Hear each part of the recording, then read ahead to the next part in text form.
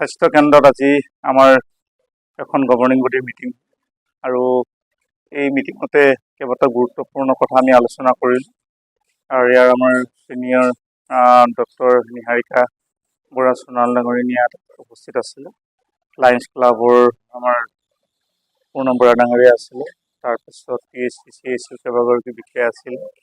গতিকে কেইবাটাও গুৰুত্বপূৰ্ণ ভূমিকা আমি ইয়াত আজি বিষয়ে আলোচনা কৰা হ'ল আৰু বিশেষকৈ বহু ডায়েলিচিছ পেচেণ্ট ইয়ালৈ ৰোগী আহে, সেই ৰোগীসকলৰ যথেষ্ট কষ্ট হয়, কাৰণ যিহেতু টকা দি ডায়েলিচিছ কৰাটো সম্ভৱ নহয়।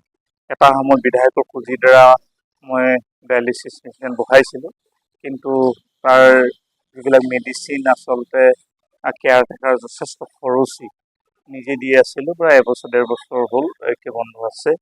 এতিয়া চৰকাৰৰ তৰফৰ পৰা 3টাকৈ ডায়েলিচিছ মেচিন আকৌ অনা হ'ব। এতিয়া আগৰ আছে 2টা, এতিয়া নতুন এটা হ'ব, 3টা ডায়েলিচিছ মেচিন বহোৱা হ'ব আৰু ৰোগীসকলক বিনামূলীয়াকৈ আকৌ পুনৰ 2 মাহমান পাছত তেওঁলোকক ইয়াত শুশ্ৰূষা কৰিবৰ কাৰণে তেওঁলোকে ইয়াত সুবিধা পাব। তাৰপাছতো ইয়াৰ যিখন আচলতে আমাৰ পথ, যিটো পথ, সেই পথটো যথেষ্ট জৰাজীৰ্ণ। এই পথটি নতুনকৈ নিৰ্মাণ কৰি আৰু পাৰ্কিং প্লেচটো গোটেই চোতালখন এভাৰ ব্লক দি আৰু চাইকেল ষ্টেণ্ড আমি বনোৱাৰ এটা সিদ্ধান্ত ল'লোঁ আৰু ইতিমধ্যে মুখ্যমন্ত্ৰী পক্ষীপথ আঁচনিৰ দ্বাৰা 15 লাখ টকা তাত ইতিমধ্যে তাত দিয়া হৈছিলে আৰু কাম আৰম্ভ হৈছে। তাৰ উপৰিও আমাৰ যিটো ডায়েলিচিছ মেচিন ৰাখিবৰ কাৰণে গৃহটো নিৰ্মাণ কৰা হ'ব, পানী টেংকি এটা নিৰ্মাণ কৰা হ'ব। তাৰ উপৰি আমি যিখিনি ৰোগী আচলতে আহে তেওঁলোকক বহিবৰ কাৰণে বিশ্ৰামৰ এটি ঘৰ নিৰ্মাণ কৰাৰ সিদ্ধান্ত লৈছোঁ। গতিকে ভাল সিদ্ধান্ত হৈছে। মই আশা ৰাখিছোঁ খুব কম দিনৰ ভিতৰতে আমি স্বাস্থ্য এই কেন্দ্ৰটি খুব ৰাইজৰ কাৰণে সভাসমূহ গঢ়ি তুলিম।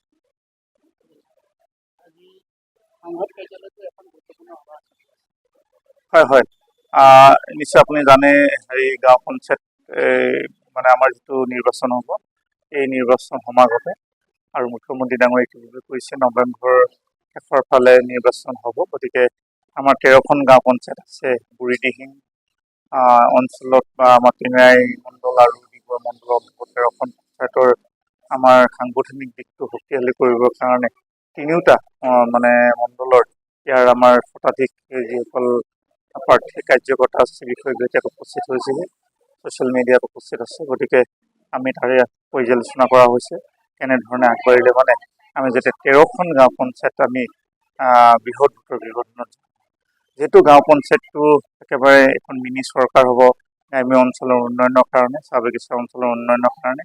সেয়াই যোৱাটো সময়ত আমি যথেষ্ট কাম কৰিছোঁ ডিগবৈ সমষ্টিটোত আৰু এইবাৰ নিশ্চয় আটাইকেইখন পঞ্চায়ত ডিগবৈ সমষ্টিটোত 13খন গাঁও পঞ্চায়তে ভাৰতীয় জনতা পাৰ্টীৰ সমৰ্থিত প্ৰাৰ্থীয়ে জয়ী কৰিব।